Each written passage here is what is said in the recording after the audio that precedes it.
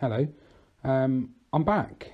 Episode 3 of the Top 2 Inches Rugby podcast. It's good to be back. Got an interesting show ahead. I just want to quickly talk about the app that I use to do my podcast. It's called Anchor, and it provides me with statistics and analysis of how many plays my podcasts have had, who's listening, where in the world people are listening, which gender predominantly are listening, and it's quite cool. So far, my two episodes combined have had 16 plays, so that's really cool. And I have an estimated audience of 5, which I think means that 5 people have subscribed to get notifications of when the next episodes go out. So if my GCSE math is any good, I take out my 2 brothers and my best mate Ollie, which means 2 people I don't know are on board and want to hear more, which is awesome. I guess, however, as I have had 16 plays, it potentially means that 11 people weren't so interested. But either way, I'm really happy. 2 weeks in, that's quite cool. I'm chuffed. As I said, looking at the analysis and statistics, there are people in America that have listened to the pod, people in the UK that have listened to the pod, and people in Singapore that have listened to the pod. So I guess can't really say it yet that I'm a worldwide phenomenon, but it is pretty cool that people around the room or even the world are listening to little old me sat in my lounge recording these podcasts. Interesting as well is that 100% of my listeners are male. So I'm hoping that maybe I can pick up a few female listeners. Maybe a few more might get involved now. We're going to be talking about the Allianz Premiership Lady 15s. I don't know. We'll see what happens. Anyway, on with the rundown of the show. So this week I am going to be looking at the European Championship final between Racing 92 and Exeter Chiefs. See what happened in that game. We are also going to be reviewing the Allianz Ladies 15. Have Harlequins produced another victory? Have Exeter Ladies got their first win under their belt? Let's find out. I have a guest on the show this week, which I'm really chuffed about. I'm so glad they have agreed to come on and have a chat to me for a bit. They have had a listen to the first 2 podcasts and they were quietly impressed. So that's something to look forward to. We'll also have my fun fact, rugby facts. It's going to be an interesting one this week. I'll have a look at the Bledisloe Cup. Totally missed this last week. Didn't realise it was actually happening. The draw between New Zealand and Australia. I'll have a quick review of that. We'll also be looking at now originally I said I was going to do a fantasy rugby team, but I think I'm going to have a look at the top performers in this year's premiership. So my premiership 15, who's in 1 to 15. And then I'll just wrap up this podcast with what's going to be happening in episode 4. So you are currently listening to the Top 2 Inches Rugby podcast, sponsored by I Spy Surveys, the go-to specialist survey and inspection company based in Exeter. So I'm just going to take some time to review the Bledisloe Cup game, which happened last weekend between New Zealand and Australia in Wellington. It was a 16-all draw in the first test under new coach Dave Rennie for Australia. Like I said, I wasn't up to watch this game because it kicked off at 4:30 in the morning over here, but I have gone on a site, had a look at the game, had a look at the highlights. It was a pretty close game, to be fair. I think Australia came within a whisker of an upset. Reece Hodge had a chance to snatch the win with a dramatic 50-metre penalty shot after full time. Now, I've seen this. He definitely had the distance. but he actually hit the upright, and then it was a desperate scramble for a further 9 minutes after the 80 minutes had gone by. Neither side were able to find the winning points. With James O'Connor, he basically ended the game by kicking the ball into the touch, appearing to settle for the draw. I have had a little review. Who is it? Michael Hooper, that's the lad, the flanker. He was playing his 100th test, and he said that he was very proud of his team, who fought all the way through. We will see what happens next time in the second test of the Bledisloe Cup. I was surprised that New Zealand didn't win. If I'm totally honest, I looked at the two teams. New Zealand had obviously a number of quality All Blacks. One point I want to bring out on Rico Ione. What are you doing? What are you doing? You had an opportunity to score a try just before half-time and he blew it. Dropping the ball over the line, one-handed trying to put it down. Mate, that is basic schoolboy rugby. You are not taught to do that. You get that ball, you're over the line, you put the bloody thing down. Personally, I think that probably, could have cost them the game. It would have definitely made it a lot more interesting if the All Blacks had gone in at half-time with a greater lead. Again, I think if my GCSE maths is right, they would have been about 20 points, maybe 17 points ahead. You don't come back, or you find it's going to be difficult to come back against the All Blacks with such a big lead.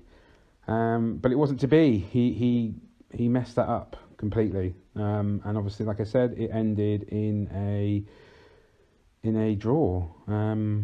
So we'll let's have to see what happens in the next round. So 6 days ago, well, 7 technically as I'm recording, Bristol Bears lost 47-24 to Wasps in the Premiership final. Although their season may be extended, as it was confirmed on Friday that Bristol would replace Wasps on the 24th of October's domestic final if a coronavirus outbreak means that Wasps cannot play. That's some crazy stuff. Not sure how I feel about that. Actually, I don't necessarily agree with it. I think for me, it would be a much better idea for just to crown Exeter Chiefs as the champions. They finished top of the league. They're in the final. That would be my kind of plan. I think it's a little bit unfair on Wasps to be knocked out because of the virus, and then for Bristol to kind of take over. Anyway, what I want to just talk about briefly is Bristol Bears beat Toulon in the Challenge Cup final in France.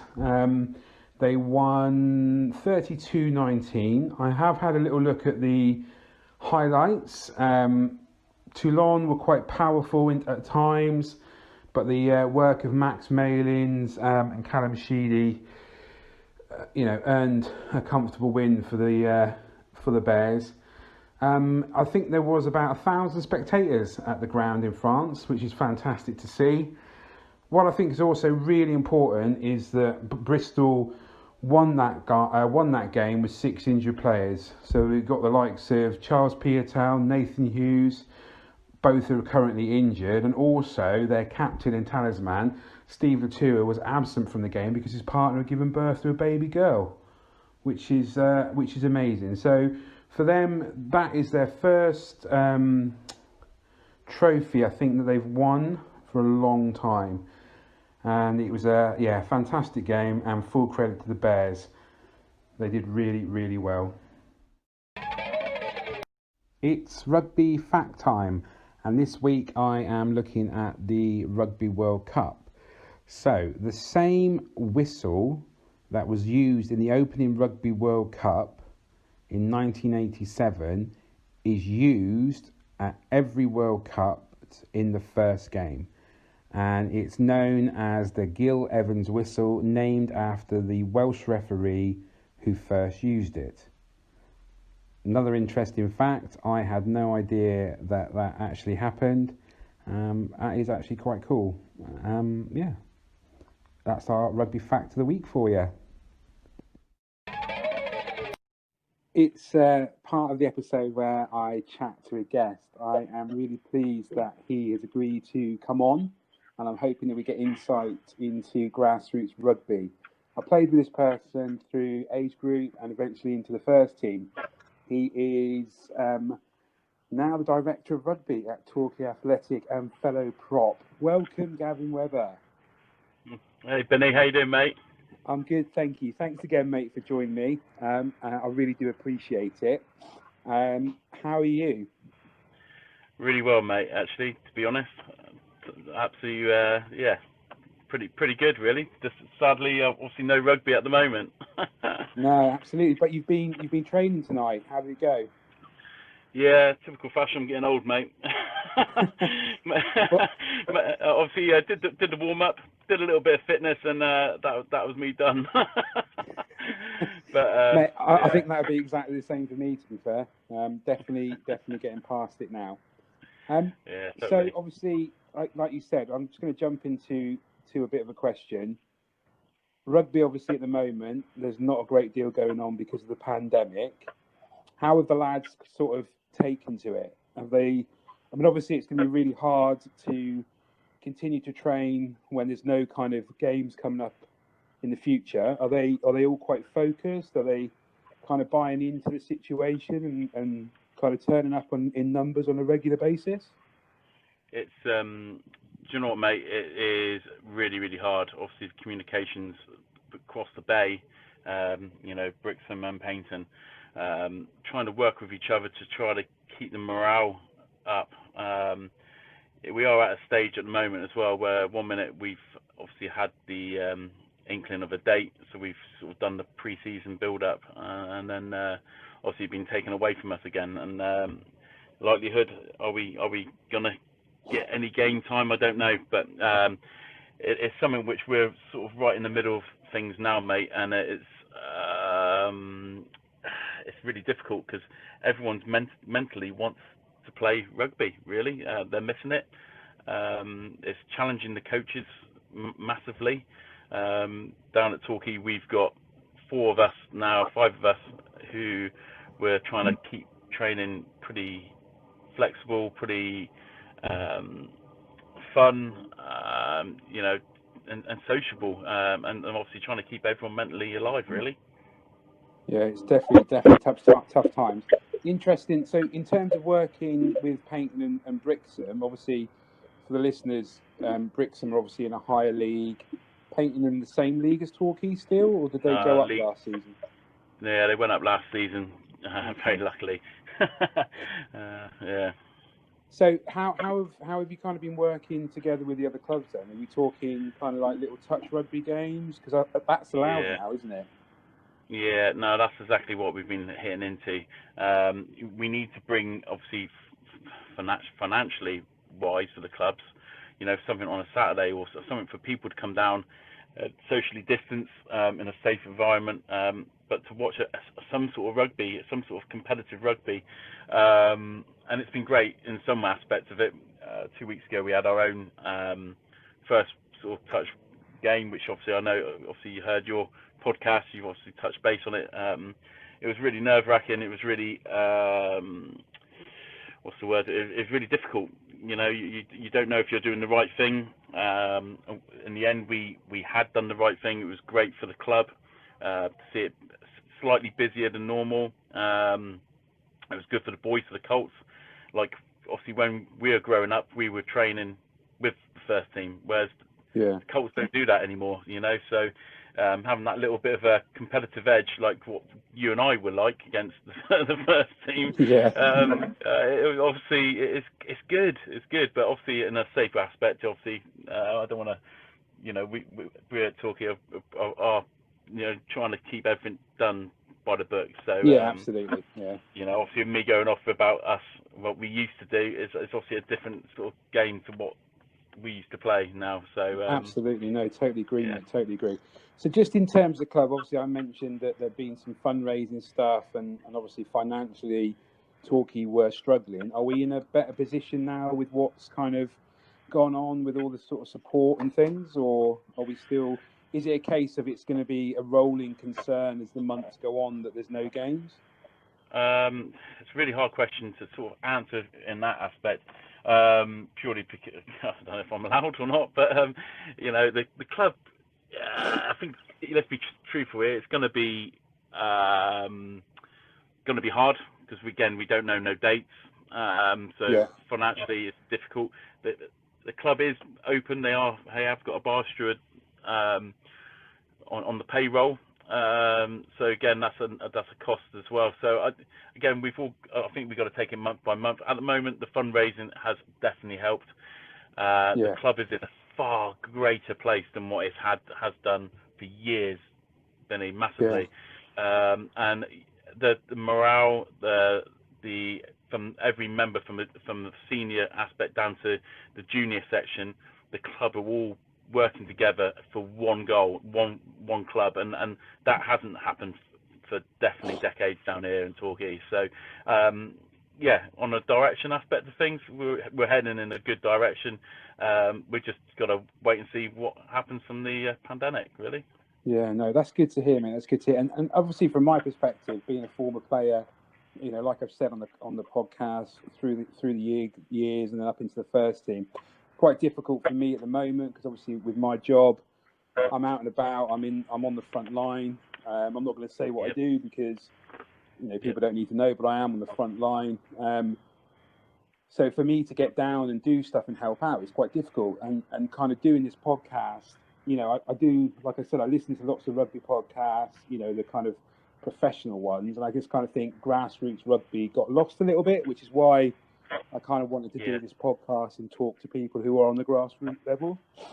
So that's my kind of little way of kind of giving back, I guess, a little bit. And maybe we can, we'll talk off air and link in maybe a bit on the old Twitter accounts and, drop a few of the old episodes and stuff and kind of get people involved that way. Just to kind of go back, obviously you've already mentioned that and I have already also mentioned that we play together. So from you as a player, what did rugby mean for you? What are the kind of highlights of playing the game? And again, it's something which I want to bring back to the club. To each player, it's sort of someone where we when we grew up, we wanted to be a first team player. We wanted to aspire to play for Torquay. We wanted to I wanted my name on the board as a captain. Never succeeded. I wanted I want to be on the pitch on the wall, which we both succeeded, which is great. So it's just that aspirations to be a Torquay player, to have your Torquay 50 tie, and no, definitely, mate. I've got that. Yeah, and even down to we're really fortunate to be a Devon Cup winner.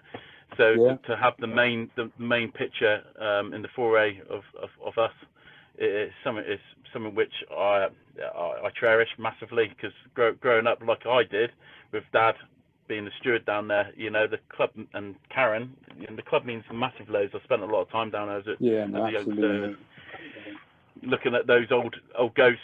It's one of those things where you want to try to better yourself and be part of that history, really, isn't it? So no, definitely. Which you and I definitely did, mate. No doubt about that as well. No, I know. It was. You know what? It's amazing when you think about it. You play so much rugby for so many years, and actually the old kind of adage of like, you don't know what you're going to miss until it's kind of gone. It's big, and obviously, like I said the other week in the first podcast, kind of coming back and having another crack in the 40s, and obviously the old man passing away and not being able to see it, so I could just prove him wrong. It did mean a lot to kind of go out and do that again. And the old boy, some of the old boys playing for seconds were there, and it was just, just brought back really good memories. It was really good fun. Talking of memories, mate. Obviously, rugby players love a good drinking game, but obviously on this podcast we promote safe drinking. What's your favourite drinking game? It's got to be Father Abraham, mate. Definitely, obviously, safe drinking on tables and getting stripped off, mate. It's got to be done, isn't it? Now, I don't know how far you want to go into this, because there obviously is a little bit of a leading question to where I might be going. Am I right in thinking? Do you remember in the Colts there was the quarter-final of the National Cup away at Harrogate. Obviously, I unfortunately was ill, as I alluded to, and didn't play. What was that? The drinking game? I just heard some stories that you were a bit of a lad that day, and although we might have lost the quarter-final, you won the drinking game. I can't really say anything on that, but probably I would like to say, yeah, definitely. I'll be arrogant and say, yeah, I smashed it, but deny, refuse, mate. Just go. Hey, wait a minute! Stop throwing it back at me. Isn't that the game where Dave ended up playing? You know, was it, or Lee? Oh no, Lee played, mate. He filled in, didn't he? He was on the bench. Yeah. I think we probably would have won if I was there, but you know, hey. Yeah. I think you're right, mate. And Lee won't like that, but I think you're right, totally. So obviously, you mentioned about obviously your history in the club and getting on the wall and things like that. How do you feel you've made the transition from player to director of rugby? Have people kind of been, you know, accepting of you being a kind of head man, or you know, how does your role differ from being a player to? Do you still want to have the banter with the lads and have that atmosphere and stuff, or do you take a bit more of a sterner approach? Yeah, no, you've hit the right sort of thing. It's really weird, actually. Obviously, initially coming back into the club, like you, it sort of stood back and was coaching with Ollie and didn't really have any sort of finger in any pie down here. I got asked to sort of come down and do a bit of front row. He really loved it. Sort of carried on with that, but not really necessarily dipping in week by week. I then another season went by and I just sat on the bench and just felt needed something else. I need to do something else. The club we hit rock bottom, and I felt it's the old boys have got to pick the club up. I love the club massively, and I felt had something to give. And I think the last year was pretty much a warm up to see how I fared and how it fared with the club, and I was really delighted to sort of hear the club wanted to take me on as director of rugby instead of head of rugby. I think the transition's been good. It's typical fashion when I feel this year we had a real good chance to actually do something in the league this year with some of the players we signed and some of the coaching and management we've got at the club. I just felt I needed to bring back what we had. You remember on the sideline, especially that year when we won the Devon Cup, we had people in the background, putting the shirts up, everything was done right. And I've got this one vision, as I say, which is exactly the same as Jackie, the chair lady.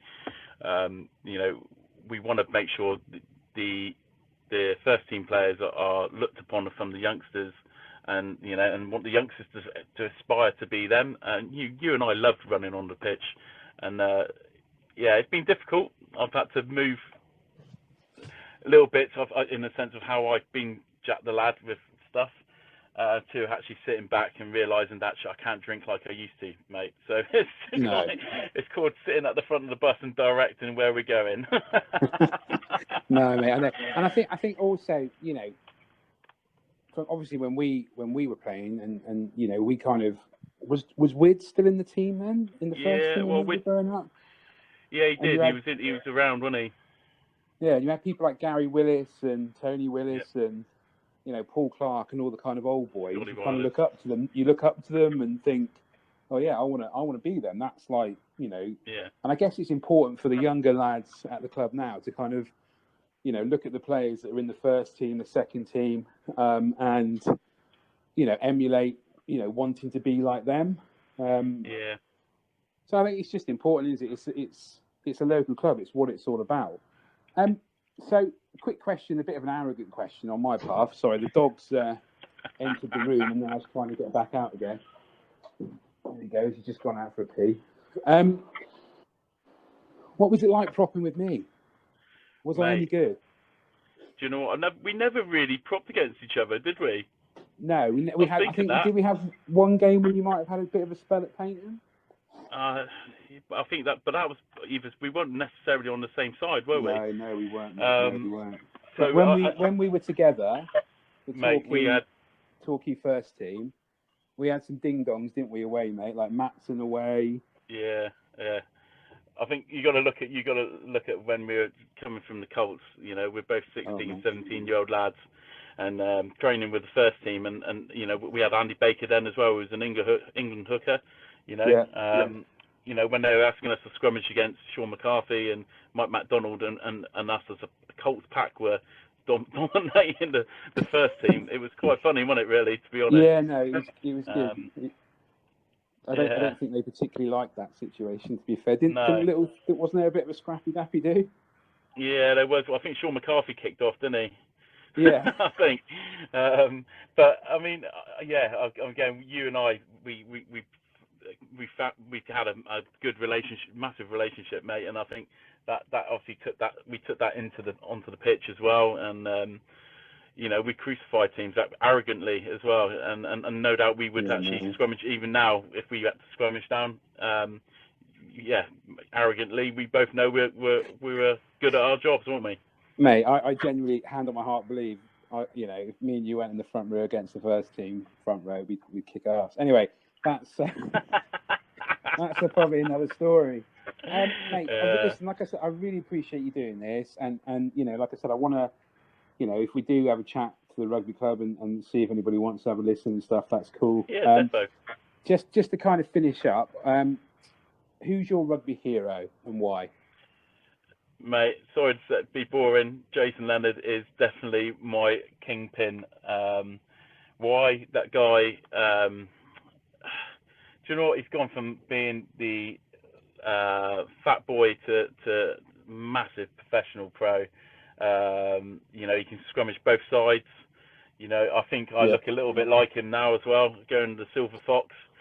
And he was just a funny character. You know, he was just one of the old school front rows who I wanted to be like. You know, I waddled like him pretty well, I thought. No, mate, absolutely. I guess, obviously the first two podcasts is very prop dominated in terms of guests. And obviously, if I get someone else on it might be a little bit different. But yeah, no, absolutely, mate. Like I said last week, Jason Leonard is without doubt the boy to go from amateur to professional to you know, Lions tourist, over 100 caps for England, and now he's he now? He's basically in charge of the Lions, isn't he? I think. Yeah, ambassador to it all as well, isn't he? Or something along those lines. So yeah, no, I totally agree, mate. He is the lad, without a shadow of a doubt. All right, mate. Listen, I will let you get on. We'll touch base outside of this. Thank you again for having a chat and, you know, letting me know what's kind of going on at grassroots root level rather. Really appreciate it, mate. No worries. Keep up the good work, mate. We'll do. You take care, buddy, and we'll catch up for a beer soon. Socially distanced. Yeah, definitely. All right. Hello to the family, mate. Take care. We'll do. Take care, buddy. Thank you, mate. See you later. Bye. Bye. So I'm recording this on the Sunday morning after the Heineken Champions Cup final between Exeter and Racing 92.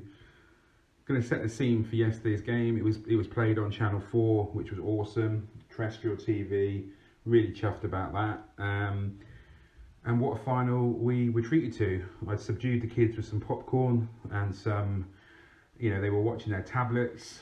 They were quite happy, and I focused on the game. And what a game, and bloody hell, that was some kind of final. It hardly allowed us to take a breath, really. And I think Exeter deserve all the congratulations securing their first Champions title. It was nerve jangling, to be fair. I don't think Exeter will care about that.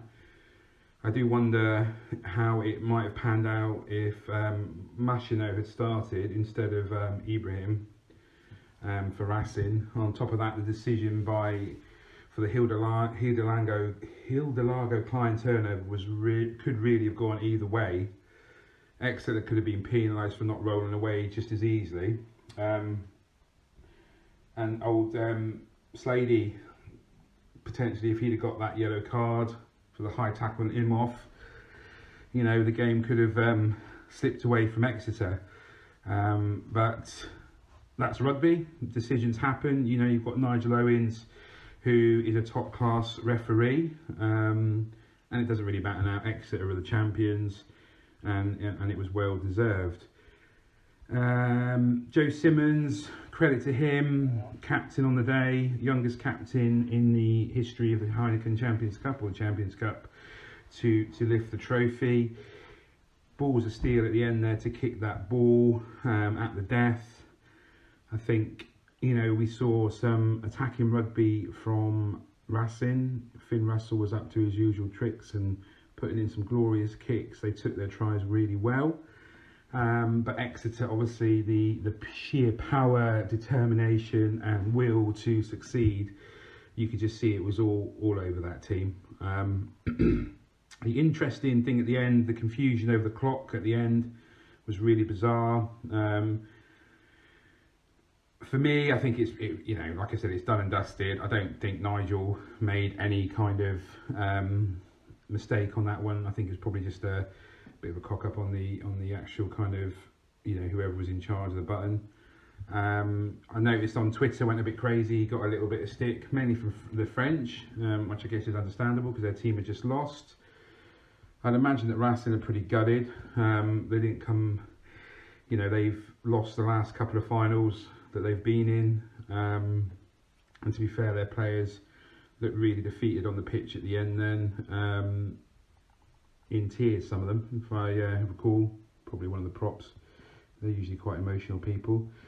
But yeah, Exeter, you know, they roll on. They did really well, like I said. I think also one point I do kind of want to bring on, and it's a bit of a touchy subject, I guess, because obviously, you know, there wasn't fans. You obviously heard the Racing 92 substitutes on the bench with their horns, you know, giving as much support as they could, and there was definite atmosphere and it was definitely tense. But there's an interesting thing again that I saw on Twitter last night. I can't remember who posted, I think it might have been a rugby player, that there was an audience. So for those of you who don't know, Strictly Come Dancing started last night on BBC One, and there was an audience in the crowd watching the dancers. So you tell me how that works. You've got a load of people in a studio, indoors, watching Strictly Come Dancing, but you can't have fans in an outdoor venue watching a game of rugby. To me, that is just bizarre. It just does not make sense. Really, really confusing. Not sure, I just don't get it. It's a weird old time we're living in, and yeah, it's certainly just doesn't make sense really. So looking ahead to obviously the Guinness Premiership final next week, can Exeter go again? I mean, like I said, it was a bruising encounter. You know, their rehab is going to have to be on point. It's going to be a few, 7-day turnaround till the final against Wasps. Wasps obviously will be well rested. If they have another COVID test, obviously it's not going to be Wasps because they'll have to forfeit. And then, like I said, Bristol then come in. So how does that work? Does the game go ahead on the Saturday? Or is it delayed? Or which would obviously buy Exeter a bit more time to recover. But I think, you know, these are all the ifs and buts and maybes at the moment with obviously, with the pandemic and what's happening with COVID. We just need to look at yesterday. What a fantastic game of rugby. Congratulations to Exeter Chiefs. You did the West Country proud, without doubt. And yeah, I just, they were fantastic. Played the game, won the game, and condolences to Racing 92. So I was reading an article where Sir Ian McGeechan has named his premiership team of the season, and as I said in the previous pod, I was looking at maybe doing a all-time fantasy team, but I think given the current state of play that we're coming up to the end of the season, I would have a look at Sir Ian's team. Obviously he's a lot more professional and qualified to make these decisions, but I just thought I would have a little look through and see whether I agreed with what he said, or didn't, and then offer my own selection if I don't agree with him. So yeah, we'll start at fullback, and he has gone for Stuart Hogg of the Exeter Chiefs. Yeah, I can agree with that one. No issues on that one. Number 14, he has gone with Jack Noel. Jack Noel is obviously an international British Lion, quality player. Has he played enough this season to warrant being in the team? I'm not sure, really. I don't think he has. Who would I select instead of Jack? No, I think the Wasp lad, Kirkbride or Kirkbridge? He's been pretty phenomenal this season, so I would probably I would actually select him over Jack Noel. Ollie Lawrence at 13 from Worcester Warriors. Yeah, that's pretty fair. Yeah, I can agree with that one. Semi Radrada, from Bristol Bears. Again, he's only come in since the kind of after lockdown. I personally would say Jimmy Gopperth probably should be at 12. Jimmy was injured last season, has come back this season, and has had a phenomenal season with Wasp, and has been a key element to them reaching the finals against Exeter. So yeah, I'm going to disagree with Sir Ian on that one, and I would go with Jimmy Gopperth. Ollie Thorley, no issues with that one. He was a prominent member in my fantasy rugby team throughout the season, so I will agree with Sir Ian on that one. Joe Simmons, again, agree with him on that one. He's the full package, really good in defence, good off the tee. I've got no issues with that one. I agree with Sir Ian on that one. Ben Spencer at scrum half. Yeah, I think he probably has had more of a look in since being at Bath than he had at Saracens, because obviously competing against Richard Wigglesworth. And I think, to be fair, although Bath were a good team without him being at Bath now, has really sort of brought them forward quite a lot in terms of obviously getting into the semi-final playoffs. So yeah, I agree with him on that one. Alec Hepburn from Exeter Chiefs at Loosehead. Again, I'm going to have to disagree with Sir Ian on this one. I think Ben Obano from Bath has been fantastic. Is he more of an off the bench impact player? Possibly. But he has put in a few good performances towards the end of the season where he's been starting. So I would go with Obano over Hepburn. Harry Thacker, I would agree with that. I mean, why Leicester Tigers ever let him go is beyond me. He has certainly been a standout player for Bristol, and obviously quite versatile in the fact that he does play hooker or he can play flanker.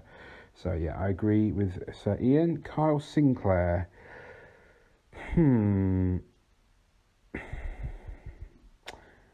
I think probably I would say no. I'm going to sound like a real Bath fan here, and I'm really not. I think, is it Will Stewart plays tight head for Bath? I think it is. I think he's been really good this season. And I think also Ollie Hoskins, or is it Haskins, from London Irish has been pretty decent as well. I'm just not 100% sure Sinks has really shone that much over the course of the Premiership. Moving on to the second row, Sir Ian McGeechan has gone with Mario Itoje. Yeah, you can't argue that, can you? I mean, he's just immense. Johnny Gray from Exeter, yeah, I'm going to have to agree with him on that one as well. What a signing. He has been phenomenal for the Chiefs this season. Potentially, you could see him going on to the British Lions tour, I think. Shrewd signings by Rob Baxter. Jono Ross, Sale Sharks. Jono Ross is awesome, and he actually did figure quite predominantly in my fantasy rugby team. I would probably disagree. I would probably say Thomas Young should be in there, or is it Dan Dupree? Does he play flank, or is he mainly a number 8? Thomas Young, I would say, probably should be in there over John O'Ross, or even maybe Jackson Ray of Saracens. He's just consistently good week in, week out. No questions here. Totally agree on the next two. Jack Willis, if he is not in the mix for England in these internationals that are coming up soon, I'll be really, really surprised. He has been outstanding, as has the number 8, Sam Simmons. Again, he has to be in the reckoning. He is just superb. I do understand potentially why he isn't figuring in Eddie's plans when you've got people like Billy Vunipola. I just think he offers a different dynamic to Billy. I think he, is just, he's got the potential to be massive. He could easily, nail down that number 8 spot for years to come. In reviewing Sir Ian's team, to be fair, we agree on a fair bit. A couple of differences, a couple of changes that I would make. But all in all, I think Ian knows what he's talking about. So, like I said, it's Sunday today. I'm doing a bit of recording today after all the games that took place. I'm going to talk about the second game in the Bledisloe Cup, which was played in Auckland. Unfortunately for Australia, the All Blacks bounced back after the unconvincing opening game last week with a 27-7 win. The All Blacks performance, it was just a powerful performance from the highlights that I've watched. It's kind of eased the memories of last week's 16-all draw, which the All Blacks took a lot of criticism for. The Wallabies put the All Blacks under pressure early on. The home side increased the pace of the game and began to break tackles, with fullback Beauden Barrett and winger Caleb Clark making several strong runs. Richie Mwanga then slotted a 19th minute penalty. The territorial pressure told before scrum half Aaron Smith scored a try 4 minutes later from the attacking scrum. Australia obviously did get one of their own tries in, which was a decent try. But like I said, it was a much more comprehensive display by the All Blacks this week, putting to rest last week's draw. I think positive signs from the Wallabies. Definitely appear to be a lot stronger this time round. But yeah, when you've annoyed the All Blacks in one game, you're going to kind of suffer potentially in the next, and that's what we saw today at Eden Park. This weekend saw the second round of the Allianz Premier 15 for the ladies. There was some top class entertainment up and down the country, even though there was a absence of the Scottish and Irish players who have been called into their international training camps. But from the highlights that I've seen of the games, all the ladies that were left behind showed up really well. I'm going to start with Quins against Wasps. As we know, last week Harlequins scored 103 points and conceded none in their opening fixture, which I kind of alluded was a massive statement for them, having lost last year's final to Saracens. Abby Ward, who was back in the team, showed up really well, collecting 2 tries. Obviously, she's a Red Rose. And has a number of caps and a lot of experience in the second row. Harlequins played really well, forward dominated, big strong pack, and they were just too much for the Wasp ladies. It now sees them sat at the top of the league, joint top with Saracens and Loughborough Lightning, but I'm assuming they are top on points difference given the 103, as I said, first round victory. I'm going to move on to Exeter versus Bristol. So as I said, this is Exeter's first season in the league. Last week, unfortunately, they were away and they lost, but they were home at Sandy Park, hoping to pick up that first victory in the league. Unfortunately, it didn't happen for them. Bristol Ladies got off to a really good start, and to be fair, the game looked like it was pretty much over and done with by half time. However, the Exeter Ladies had other ideas, and they came back really, really strong in the second half, and only just to kind of miss out on the victory, losing 24-22. I know it's a couple of losses for the Exeter Ladies, but obviously that was a strong second half performance, and hopefully they'll be able to carry on to the next round. So Loughborough Lightning against Gloucester. This was another enthralling match with a second close finish. Lightning player of the match was Ella Wise, who scored 2 tries. It was one of those rare matches where the losers came away with 2 bonus points, with both teams scoring 4 tries, and obviously Gloucester finishing within 7. The final score for that game was 32 to Loughborough Lightning, and Gloucester had 26. Next game up was Sale and Saracens. So it was the Sharks. It was the Sharks' fate to meet two top 4 clubs at the start of their programme, and this time it was the double champ Saracens. They did well to post tries against them, but the well-oiled machine that is Saracens had too much strength and know-how for the Sale Shark ladies.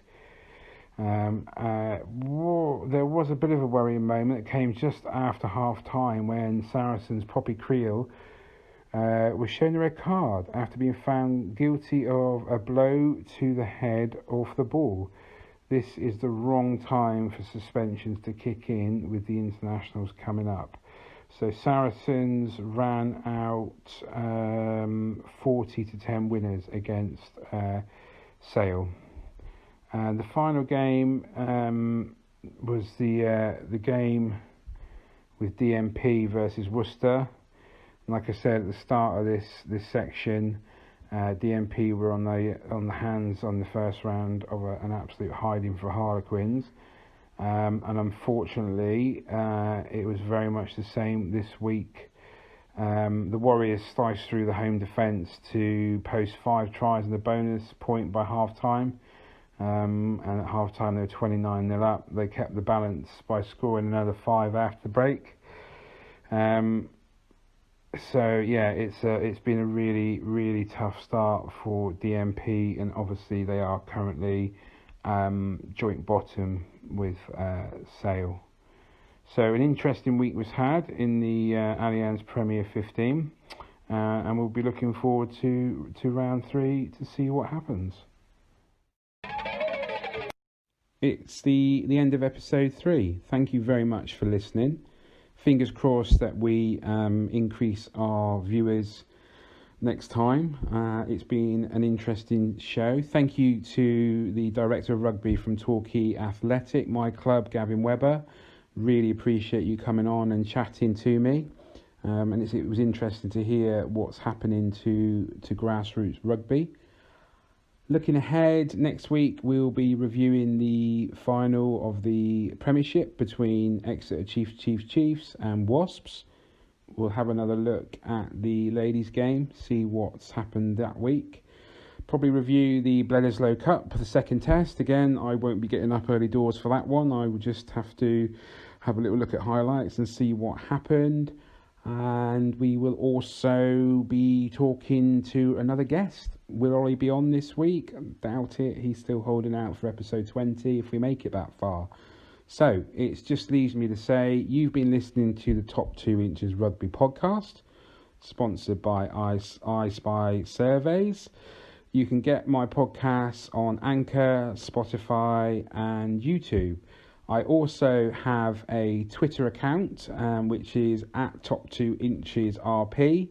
So if you want to come on there, give me a follow. You'll be able to get informed of when episodes come out each week. There's different stuff on there, information about games, what's going on in the sport. So hopefully I will see you next week for episode 4. Thanks for listening.